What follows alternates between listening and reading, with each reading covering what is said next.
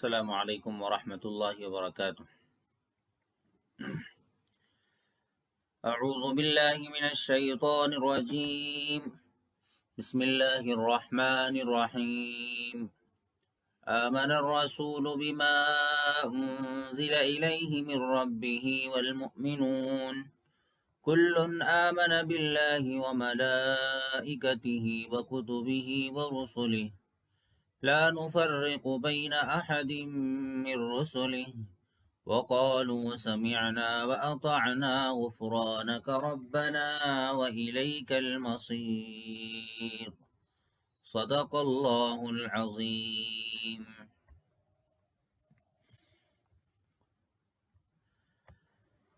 رسول ایمان لے آئے اس پر جو ان کی طرف اتارا گیا ان کے رب کی طرف سے، اور ایمان لے آئے ایمان والے بھی، سب کے سب ایمان لے آئے اللہ پر اور اس کے فرشتوں اور اس کی کتابوں اور اس کے پیغمبروں پر۔ وہ کہتے ہیں کہ اس کے پیغمبروں میں سے کسی کے درمیان ہم تفریق نہیں کرتے، اور وہ کہتے ہیں کہ ہم نے سنا اور ہم نے خوشی سے مان لیا۔ اے ہمارے رب، تو ہماری مغفرت کر دے اور تیری ہی طرف لوٹنا ہے۔ ان آیات مبارکہ میں اللہ تبارک و تعالی نے اسلام کے بنیادی عقائد کو بیان فرمایا ہے۔ ایمان کے بنیادی ارکان اور جن چیزوں پر ایمان لانا ضروری ہے وہ ہم ایمان مفصل میں بھی پڑھتے ہیں کہ آمنت باللہ و ملائکتہ و کتبہ و رسلہ، تو وہی باتوں کا اللہ تبارک و تعالی نے یہاں پر ذکر فرمایا ہے۔ گزشتہ آیات میں ہم نے پڑھا کہ صحابہ کرام نے جب یہ آیت سنی کہ تم جو کچھ ظاہر کرو یا جو کچھ چھپاؤ تو اللہ اس کا حساب لیں گے، تو صحابہ کرام ڈر گئے تھے کہ کیسے حساب لیں گے اللہ تبارک و تعالیٰ۔ تو یہاں پر اگلی آیتوں میں اللہ تبارک و تعالیٰ انہی صحابہ کرام کی تعریف فرما رہے ہیں کہ ان صحابہ کرام نے جب اللہ کی آیتیں نازل ہوئی تو نافرمانی نہیں کی، بلکہ انہوں نے کہا کہ سمعنا و اطعنا، ہم نے سن لیا اور ہم نے مان لیا۔ یہودیوں کی طرح یہ نہیں کہا کہ ہم نے سن لیا اور ہم نے نافرمانی کی۔ تو یہاں پر صحابہ اکرام رضوان اللہ علیہم اجمعین کی بھی تعریف ہو رہی ہے اور بنیادی عقائد کا بھی بیان ہو رہا ہے۔ صحابہ اکرام کی تعریف کس طریقے سے کہ یہاں پر اللہ نے فرمایا کہ ہم ایمان یعنی آمن الرسول، رسول ایمان لے آئے اس پر جو ان کی طرف اتارا گیا، یعنی رسول پر تو خود نازل ہو رہی ہے چیز تو وہ خود ایمان لے آئیں گے اس پر، اور پھر اس کے ساتھ ساتھ اللہ نے فرمایا کہ ایمان لائے ایمان والے بھی، یعنی سب سے پہلے ایمان لانے والے جو تھے رسول پر وہ صحابہ اکرام ہی تھے۔ تو صحابہ اکرام کا بھی ذکر ہے کہ صحابہ اکرام کا ایمان بھی نبی کے ایمان کے ساتھ میں ملا ہوا ہے۔ رسول کا ایمان اکمل ہے اور صحابہ اکرام کا ایمان کامل ہے۔ تو صحابہ اکرام رضوان اللہ علیہم اجمعین کی بھی یہاں پر تعریف ہوئی کہ کیونکہ وہ ایمان لے آئے۔ یہ آیتیں بہت فضیلت والی ہیں، یہ آیتیں بہت فضیلت والی ہیں۔ ان آیتوں کو اگر کوئی شام کو پڑھ لے اللہ تبارک و تعالیٰ اس کی طرف سے کافی ہیں، اور اللہ تبارک و تعالیٰ اس کو اگر کوئی شام کو پڑھ کر سو جائے تو اور اسی حالت میں اس کی موت بھی آ جائے تو اللہ تبارک و تعالیٰ اس کو سیدھا جنت میں داخل کریں گے، یعنی یوں سمجھا جائے گا کہ اس کو کلمے والی موت آئی اس کو۔ اور یہ اللہ کے خزانوں میں سے ایک خزانہ ہے یہ آیت۔ بنیادی عقیدہ توحید اس کے اندر بیان کی گئی ہے، رسالت کو بھی بیان کیا گیا ہے اور بنیادی عقائد کو اس کے اندر بیان کیا گیا ہے، لہذا یہ آیتیں بہت فضیلت کی ہے۔ ان آیتوں کو پڑھنا اور ان آیتوں کو سمجھنا بہت ضروری ہے۔ تو رسول ایمان لے آئے اس پر جو ان کی طرف اتارا گیا، یعنی کیا اتارا گیا؟ قرآن مجید اتارا گیا، تو اس پر رسول خود بھی ایمان لاتے ہیں، اور پھر مومنین یعنی ایمان والے بھی اس پر۔ کل آمن باللہ، سب کے سب ایمان لے آئے اللہ پر اور اس کے فرشتوں اور اس کی کتابوں اور اس کے پیغمبروں پر۔ اب ہم ایک ایک چیز کو یہاں پر سمجھتے چلتے ہیں کہ سب کے سب ایمان لے آئے اللہ پر۔ اللہ پر ایمان لائے تو اللہ پر ایمان لانے کا کیا مطلب ہے؟ اللہ پر ایمان لانے کا مطلب ہے کہ اللہ تعالیٰ کے وجود کا قائل ہو کہ اللہ موجود ہے، ایک بڑی ہستی، ایک طاقت والی ہستی موجود ہے، ایک طاقت والے موجود ہیں جو پوری دنیا کو چلا رہے ہیں، کیونکہ اللہ کے وجود کو ماننا یہ ضروری ہے۔ اور پھر یہ بھی ماننا ضروری ہے کہ اللہ خود بخود موجود ہے، کسی پیدا کرنے والے نے اللہ کو پیدا نہیں کیا، بلکہ اللہ خود بخود موجود ہے، کسی دوسرے کا وہ بنایا ہوا نہیں ہے۔ اللہ کے علاوہ ہر چیز کو وجود یعنی پیدا کیا گیا، ہر چیز کو موجود کیا گیا، لیکن اللہ وہ ذات ہے کہ اللہ خود سے موجود ہے۔ اور اللہ کے علاوہ جتنی ساری چیزیں ہیں وہ سب کے سب عارضی ہیں، فنا ہونے والی ہے، ختم ہونے والی ہے۔ کل من علیہا فان ویبقى وجہ ربک ذو الجلال والاکرام۔ اسی طرح اللہ کے بارے میں یہ ماننا ہے کہ اللہ ایک ہے، واحد ذات ہے، جو واجب الوجود ہے، یعنی ہمیشہ سے ہے، ہمیشہ رہیں گے، خود بخود ہے۔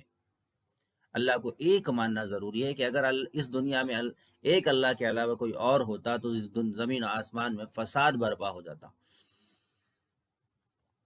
اور پھر اللہ، یہ اللہ کا ذاتی نام ہے، اللہ کا ذاتی نام ہے۔ باقی اس کے اللہ کے صفاتی نام بھی بہت سارے ہیں، جیسے اللہ تعالیٰ حی ہے، اللہ تعالیٰ قادر ہے، اللہ تعالیٰ سمیع ہے، اللہ بصیر ہے، اللہ علیم ہے۔ یہ اللہ کے صفاتی نام ہیں کہ اللہ تعالیٰ زندگی دینے والے بھی ہیں، موت دینے والے بھی ہیں، اللہ سننے والے بھی ہیں، دیکھنے والے بھی ہیں، قدرت والے بھی ہیں، اللہ علیم جاننے والے بھی ہیں۔ تو یہ اللہ کی صفات ہیں، صفاتی نام اس کو کہتے ہیں، اور اللہ کا ذاتی نام اللہ ہے۔ اسی طرح اللہ تبارک و تعالی تمام صفات کمالیہ یعنی ساری وہ صفتیں، ساری خوبیوں کو جمع کرنے والے ہیں۔ اللہ تبارک و تعالی جتنی ساری خوبیاں ہیں ان ساری خوبیوں کے حقیقی مالک، حقیقی تعریف کے لائق اللہ تبارک و تعالی ہے۔ دنیا میں جس کی بھی ہم تعریف کرتے ہیں وہ عارضی تعریف ہوتی ہے، وہ عارضی حسن ہے، عارضی کمال ہے، عارضی عطا ہے، سب کچھ عارضی چیزیں ہیں۔ لیکن اللہ کے پاس جو بھی ہے وہ خوبصورتی بھی اللہ کی سب سے حسین اللہ تبارک و تعالیٰ، سب سے خوبصورت اللہ تعالیٰ ہے، سب سے کمال والے اللہ تبارک و تعالیٰ ہے۔ تو تمام صفات کمالیہ اللہ کے اندر ہم مانتے ہیں، یہ ہمارا اللہ کے تعلق سے عقیدہ ہے۔ اللہ تعالیٰ کسی کمی سے، نقص سے اللہ تبارک و تعالیٰ پاک ہے۔ اللہ تعالیٰ ختم نہیں ہوں گے، ہمیشہ سے ہے اور ہمیشہ رہیں گے۔ اللہ میں کوئی عیب نہیں ہے، نہ کوئی اللہ کو نقصان پہنچانے والی کوئی چیز ہے، اور نہ اللہ کے اندر کوئی کمی والی چیز ہے۔ وہ ہمیشہ سے ہمیشہ رہیں گے، اس سے کبھی زوال نہیں آئے گا۔ جب ہم اللہ کہتے ہیں تو یہ ساری صفات اللہ کے اندر آ جاتی ہیں۔ اب ہم اللہ کہیں یا خدا کہیں تو اس کا معنی بھی یہی ہوتا ہے۔ خدا بھی کہیں تو اس کے بھئی ہم اللہ کہیں یا خدا کہیں، کوئی بھی نام سے بلا رہے ہیں، مگر ہم اللہ کو ویسے ہی مانیں جیسے ابھی کہا گیا۔ نام آپ کوئی بھی دیں، لیکن ماننا ویسے ہی ہے جیسے میں نے ابھی یہاں پر آپ کے سامنے کہا ہے، اور جیسے اللہ نے قرآن میں کہا، جیسے احادیث میں کہا، ویسے ماننا ہے۔ ایسا نہیں ماننا ہے جیسا دوسری کتابوں میں لکھا ہوا ہے کہ اللہ بھی ہے اور اللہ کے ساتھ کوئی اور بھی ہے، نہیں۔ اللہ کو ویسا ہی ماننا ہے جیسا طاقت والا جب اس کو مانی تو وہی سب سے بڑا طاقت والا ہے، اس کے برابر کوئی نہیں، اس کا ہمسر کوئی نہیں، وہ کسی دوسرے کا محتاج نہیں، کسی دوسرے کا محتاج نہیں ہے۔ اللہ تعالیٰ کی صفات کمال کا ذکر جو ہے قرآن پاک میں بہت ساری جگہ موجود ہے، انہی سے اللہ کی پہچان ہوتی ہے، جیسے رحمان، رحیم، مالک، قہار، ستار، صمد، الغنی، الحی، القیوم، یہ سب اللہ تبارک و تعالیٰ کی صفات ہیں۔ اللہ تبارک و تعالیٰ کو نہ اولاد ہے، نہ اللہ کے والد ہیں، نہ کوئی بیوی ہے، نہ اللہ کا کوئی بیٹی ہے، کوئی نہیں ہے اللہ کا۔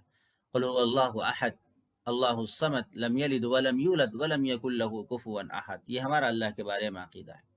اللہ تعالیٰ نہ کھاتے ہیں، نہ پیتے ہیں، نہ اللہ کو اونگ آتی ہے، نہ اللہ کو نیند آتی ہے۔ اللہ تعالیٰ تمام نقص والی صفات سے، تمام عیبوں سے پاک اور منزہ ہے۔ اسی وجہ سے ہم جب سبحان اللہ کہتے ہیں تو اللہ کو ہم تمام ان نقص والی چیزوں سے پاک سمجھتے ہیں، اللہ تبارک و تعالیٰ کو۔ یعنی اولاد کا ہونا، نیند کا آنا، اونگ کا آنا، یہ سب عیب ہے، یہ سب عیب ہے جو انسان، کمزور انسان کے اندر پائے تھے۔ اللہ جیسے طاقت والے کے پاس نہ تو اونگ آتی ہے، نہ تو اللہ کو تھکان ہوتی ہے، نہ تو اللہ کو نیند آتی ہے، نہ تو اونگ آتی ہے۔ اللہ تعالیٰ تمام صفات نقص سے پاک ہے، نہ اللہ کو کسی کے سہارے کی ضرورت ہے۔ اور اللہ تبارک و تعالیٰ کی جب ہم تعریف کرتے ہیں تو الحمدللہ کہتے ہیں، تو تمام تعریفیں اللہ ہی کے لیے ہیں، اللہ کے علاوہ کوئی حقیقی تعریف کے لائق نہیں۔ اللہ تعالیٰ ہی حقیقی تعریف کے لائق ہے۔ تو اللہ تعالیٰ ہر بات کو جانتے، کوئی چیز اس سے پوشیدہ نہیں ہے۔ اللہ تعالیٰ ہی ساری مخلوق کو روزی دیتے ہیں، یہ بھی ہمارا اللہ کے بارے میں عقیدہ ہے۔ اللہ کا کوئی بیٹا نہیں ہے، نہ ہم اللہ کسی کو سن آف گاڈ ہم نہیں کہہ سکتے۔ اللہ کے جیسا کوئی نہیں ہے، یہ اللہ کے بارے میں ہمارے عقیدہ۔ اللہ تعالیٰ جو ہے مخلوق کے جیسے ہاتھ، پاؤں، ناک، کان، شکل، صورت اس سے پاک ہے۔ مخلوق کے جیسے اللہ کے ہاتھ کیسے ہیں؟ قرآن مجید میں اللہ نے سمجھانے کے لیے ہاتھ کا استعمال کیا ہے کہ ید اللہ کا ہاتھ، اس طریقے سے استعمال کیا۔ یہ لوگوں کو سمجھانے کے لیے استعمال کیا، کیونکہ لوگوں کو اگر اس طریقے سے نہیں بولا جاتا تو کیسے سمجھتے؟ تو اس لوگوں کو سمجھانے کے لیے استعمال کیا گیا۔ لیکن اللہ کو کیا ہمارے جیسے ہاتھ ہیں، کہ ہماری جیسی ناک ہے، کہ ہماری جیسی کان اور شکل و صورت ہے؟ ایسا نہیں ہے۔ اللہ پاک ہے ان سب چیزوں سے۔ اللہ جسم سے، جو جسم عارضی ہے، فنا ہونے والا، ان جسم سے پاک ہے۔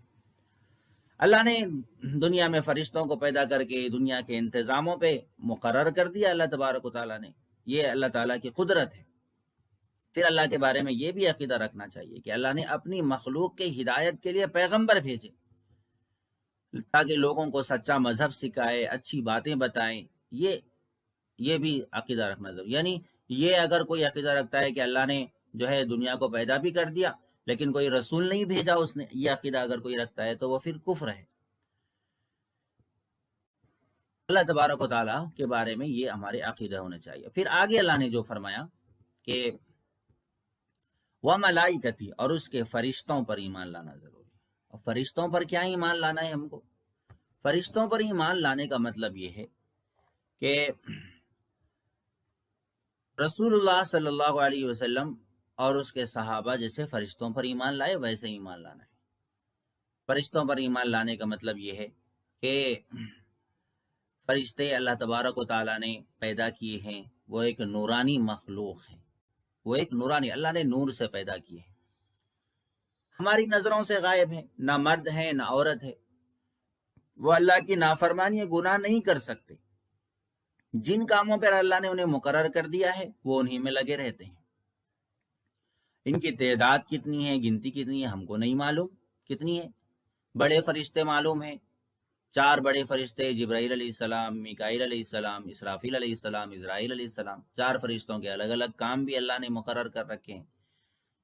جبرائیل علیہ السلام کا کام یہ ہے کہ لوگوں تک، نبیوں تک اپنے اللہ کا پیغام پہنچائے۔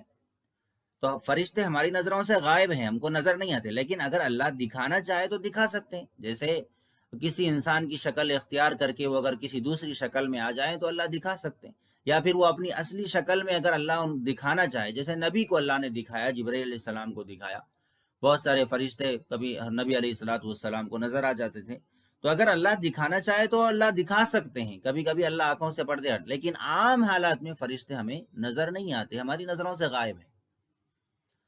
اسی طرح اسرافیل علیہ السلام سور پھونکنے کا کام کریں گے قیامت میں، میکائیل علیہ السلام بادلوں اور بارش اور مخلوق کو روزی پہنچانے کی ذمہ دار ہیں، اور اسی طرح اسرائیل علیہ السلام ہیں جو لوگوں کی جان نکالنے، لوگوں کی روح قبض کرنے پر مقرر ہیں۔ اللہ نے ذمہ داریاں سب کو الگ الگ دے رکھی ہیں۔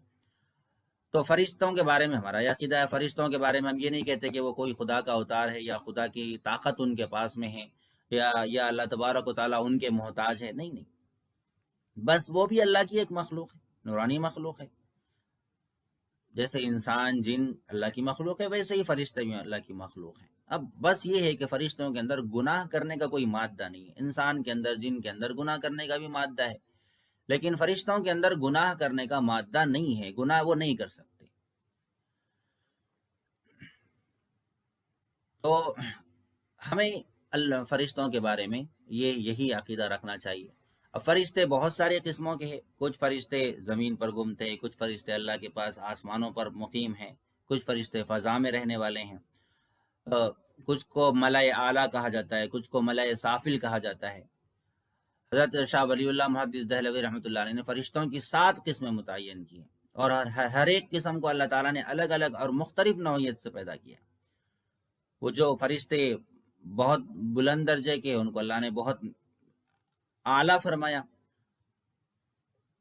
تو بہرحال فرشتے جو بھی قسم کے ہو، فرشتے ہماری نظروں سے غائب ہیں اور وہ گناہ نہیں کر سکتے۔ انسانوں میں صرف اور صرف ہم انبیاء علیہ الصلوۃ والسلام کے بارے میں یہ یقین رکھتے ہیں کہ وہ معصوم ہیں، اس کے علاوہ ہم کسی اور کو معصوم نہیں سمجھتے۔ تو فرشتوں پر یہ سب جو ہے ایمان لانا ہمارے لیے ضروری ہے۔ اللہ نے بہت سارے فرشتے ہمارے بھی حساب و کتاب کے لیے مقرر کر رکھے، جیسے کرامن کاتبین ہم کہتے ہیں کہ قرآن مجید میں آئے کرامن کاتبین۔ ہمارے سیدھے ہاتھ پر فرشتہ مقرر ہے، ہمارے لیفٹ ہینڈ پر ایک فرشتہ مقرر ہے۔ سیدھے ہاتھ والا اچھے اعمال کو لکھتا ہے اور لیفٹ ہینڈ والا برے اعمال کو لکھتا ہے۔ دستاویز یہ لوگ تیار کرتے ہیں، اور یہی دستاویز اور یہی کتاب قیامت میں ہمارے ہاتھوں میں دی جائے گی کہ ہم نے کس وقت میں، کس سیکنڈ میں، کہاں پر کیا کیا تھا، سب وہ فرشتے نوٹ کر رہے ہیں۔ تو اللہ تعالیٰ نے مقرر کر رکھے ہیں فرشتے۔ تو یہ فرشتوں کے بارے میں ہمارا عقیدہ ہے۔ پھر اللہ تعالیٰ نے آگے بیان فرمایا وَكُتُبِهِ، اور اس کی کتابوں پر۔ اب کتابوں پر کیا ایمان لانا ہے؟ اللہ تعالیٰ کی کتابیں ہیں، اللہ تعالیٰ نے بہت ساری کتابیں نازل کی ہیں۔ جیسے اللہ نے قرآن مجید نازل کی ہیں، ویسے اللہ تبارک و تعالیٰ نے بہت ساری کتابیں نازل کی ہیں۔ مشہور کتابیں تورات، زبور، انجیل، یہ مشہور کتابیں ہیں۔ کتب یہ جمع کا صیغہ ہے، کتاب کی جمع ہوتی ہے۔ قرآن مجید کا ہر حکم صحیح، برحق اور واجب التعمیل ہے۔ پہلی کتابیں جو تھی وہ بھی اللہ تعالیٰ نے مختلف دور میں لوگوں کی ہدایت کے لیے نازل کی، لیکن ہمیں پہلی کتابوں پر عمل نہیں کرنا ہے۔ پہلی کتابوں پر عمل نہیں، ہمیں عمل صرف قرآن مجید پر کرنا ہے، نبی علیہ الصلوۃ والسلام کی احادیث اور اس کی تشریحات ہے اس پر عمل کرنا ہے۔ ہمیں پہلی کتابیں اگر قرآن کے مخالفت میں نظر آتی ہے تو ہم اس کو ریجیکٹ کر دیں گے، ہم نہیں مانیں گے پہلی کتابوں کو۔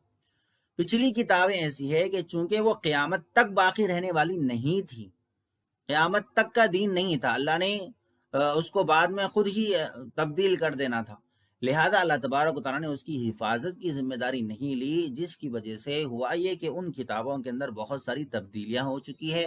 جس زبان میں وہ کتابیں نازل ہوئی تھی وہ زبان بھی آج تک محفوظ نہیں ہے، اس زبان میں بھی وہ کتاب نہیں ہے، لہذا وہ جو کتابیں ہیں اس کے اندر ان کے جو بعد کے لوگ تھے، ماننے والے لوگ تھے، انہوں نے اپنی اپنی خواہشات کو اس کے اندر داخل کر دیا اور انہوں نے اس کے اندر تبدیلی کر دی۔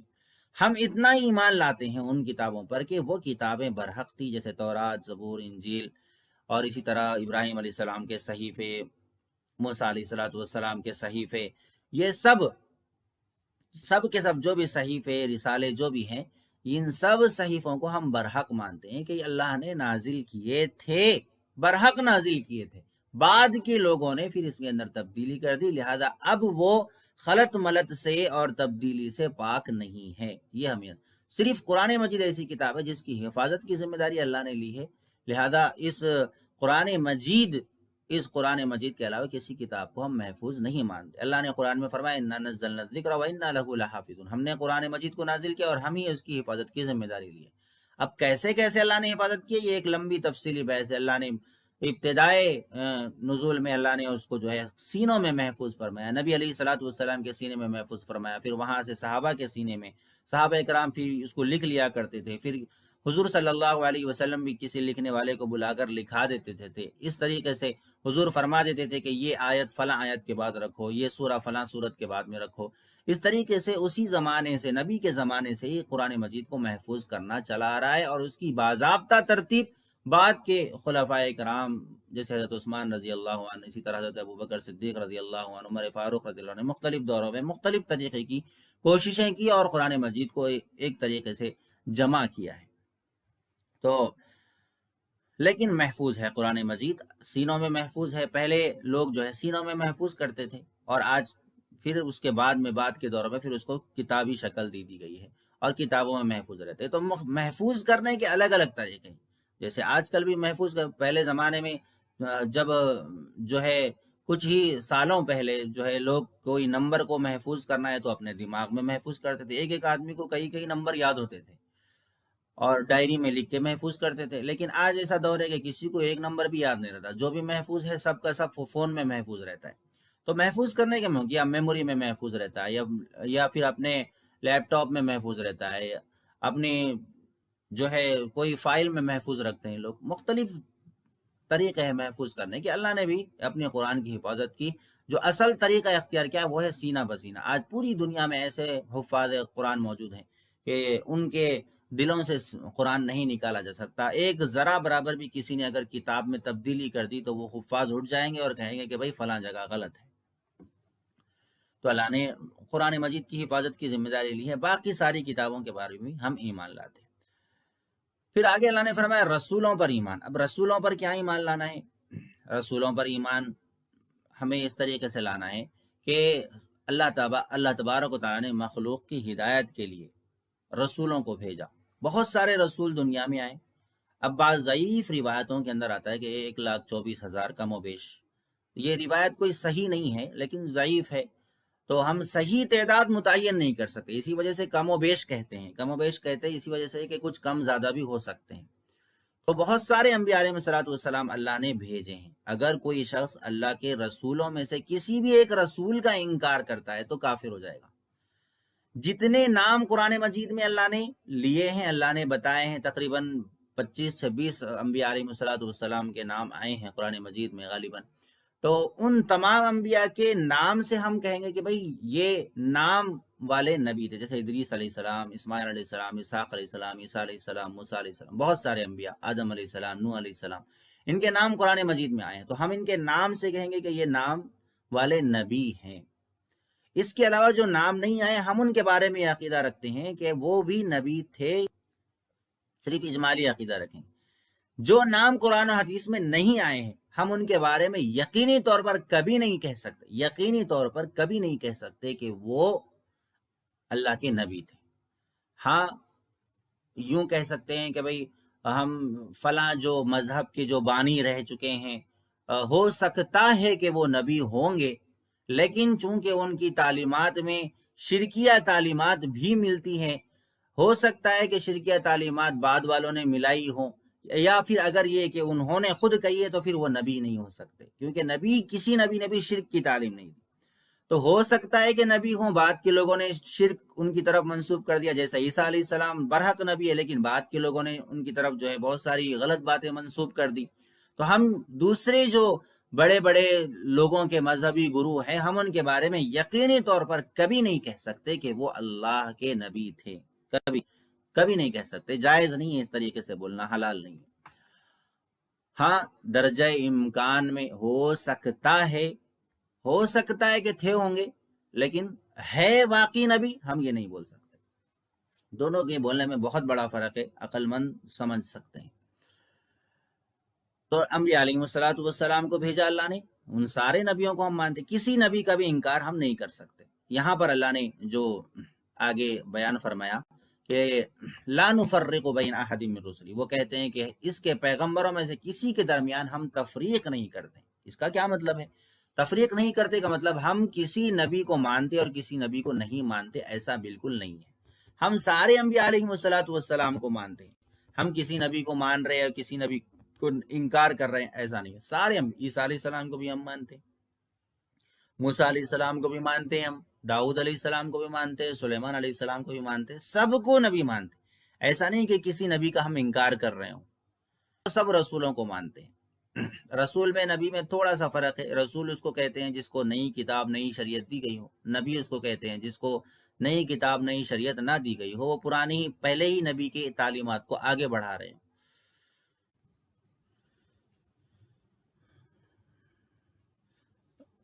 رسولوں کے بارے میں ہمارا کیا عقیدہ ہے اس سلسلے میں ذہن میں رکھنا چاہیے کہ اللہ کے جو رسول ہوتے ہیں وہ جھوٹ نہیں بولتے. اللہ نے جو پیغام دیا ہے وہ پیغام کو مکمل پہنچاتے ہیں، اس میں کمی بیشی نہیں کرتے. اور انبیاء علیہ الصلوۃ والسلام کے بارے میں ہمارا عقیدہ ہے کہ وہ اللہ کے بندے ہوتے ہیں، اور وہ کوئی اللہ کی طرف سے کوئی نہ بیٹے ہوتے ہیں اللہ کے، نہ اللہ کے کاموں میں شریک ہوتے ہیں، نہ اللہ کے برابر وہ ہوتے ہیں، نہ علم میں نہ کسی اور قدرت میں اللہ کے برابر نہیں ہوتے، بلکہ اللہ کے بندے اور رسول اللہ کے احکامات کے وہ بھی پابند ہوتے ہیں. اور انبیاء علیہ الصلوۃ والسلام کے بارے میں ہمارا عقیدہ یہ ہے، انبیاء علیہ الصلوۃ والسلام معصوم ہوتے ہیں. رسول جو ہیں معصوم ہوتے ہیں، کوئی صغیرہ یا کبیرہ گناہ حضور صلی اللہ علیہ وسلم سے یا دیگر انبیاء علیہ الصلوۃ والسلام سے عمدن جان بوجھ کر یا بھولے سے واقع نہیں ہوا۔ تمام انبیاء علیہ الصلوۃ والسلام گناہوں سے معصوم ہوتے ہیں، یہ مطلب ہوتا ہے معصوم ہونے کا۔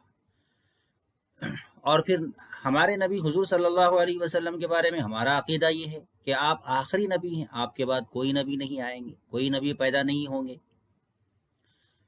عیسیٰ علیہ السلام بھی آئیں گے لیکن وہ نازل ہوں گے، پیدا نہیں ہوں گے۔ نبی علیہ الصلوۃ والسلام نے بہت سارے معجزات دکھائے، اور ان معجزات کے ذریعے سے بھی نبی علیہ الصلوۃ والسلام کی نبوت پر دلیل لی جاتی ہے کہ آپ علیہ الصلوۃ والسلام اللہ کے نبی ہے۔ جس طرح سارے انبیاء علیہ الصلوۃ والسلام کو معجزات دیے گئے ہیں، اسی طرح حضور صلی اللہ علیہ وسلم کو بھی معجزات دیے۔ تو آپ پر قرآن مجید نازل ہوا، رسولوں پر بھی بہت ساری کتابیں نازل ہوئی، اسی طرح نبی علیہ الصلوۃ والسلام ہمارے نبی پر بھی کتابیں نازل ہوئی، قرآن مجید نازل ہوا۔ آپ علیہ الصلوۃ والسلام کے بارے میں ہمارا عقیدہ یہ ہے کہ آپ افضل الانبیاء ہے، امام الانبیاء ہے، ساری مخلوق سے افضل ہے، اور آپ شفاعت کریں گے، امت کے گناہگار لوگوں کی شفاعت کریں گے اللہ کی اجازت سے، اللہ کی اجازت سے سفارش کریں گے۔ ایسا نہیں کہ آپ کو سب کچھ اختیار دیا گیا اور آپ مختار کل ہیں، یہ بھی عقیدہ نہیں ہے ہمارا۔ ہاں، اللہ کی اجازت سے، اللہ کی توفیق سے، اللہ تبارک و تعالیٰ جب اجازت دیں گے تو اللہ تبارک و تعالیٰ کی اجازت سے ہم بندوں کی شفاعت کریں گے۔ آپ اخلاق میں سب سے اعلیٰ تھے، سب سے افضل تھے، اور آپ علیہ الصلوۃ والسلام کو معراج ہوئی، یہ بھی ہمارے عقیدوں میں سے ہے۔ تو بہت سارے معجزات دیے، ان معجزات میں سے ایک معجزہ معراج کا بھی تھا کہ آپ علیہ الصلوۃ والسلام کو سفر معراج کی توفیق ہوئی، اور آپ علیہ الصلوۃ والسلام اللہ کے پاس تک پہنچے۔ اور پھر یہاں پر یہ بھی عقیدہ ہے کہ اللہ کے نبی نے اللہ تبارک و تعالیٰ کو دیکھا معراج کے موقع پر۔ تو یہ ایک چند بنیادی عقائد ہے جو ہمیں سمجھنا چاہیے اور ہمیں ذہن میں رکھنا چاہیے۔ تو بہرحال اللہ تبارک و تعالیٰ نے بہت سارے نبیوں کو رہنما بنا کے، اپنی قوم کے ہادی بنا کر اللہ نے بھیجا ہے۔ جنہوں نے نبی کو مانا وہ برحق ٹھہرے، اور وہ اللہ نے ان کے لیے جنت کا فیصلہ فرمایا، اور کامیابی اللہ نے انہیں عطا فرمائی، اور جنہوں نے اللہ کے نبیوں کو نہیں مانا، ستایا، اللہ نے ناکامی ان کے مقدر میں رکھی۔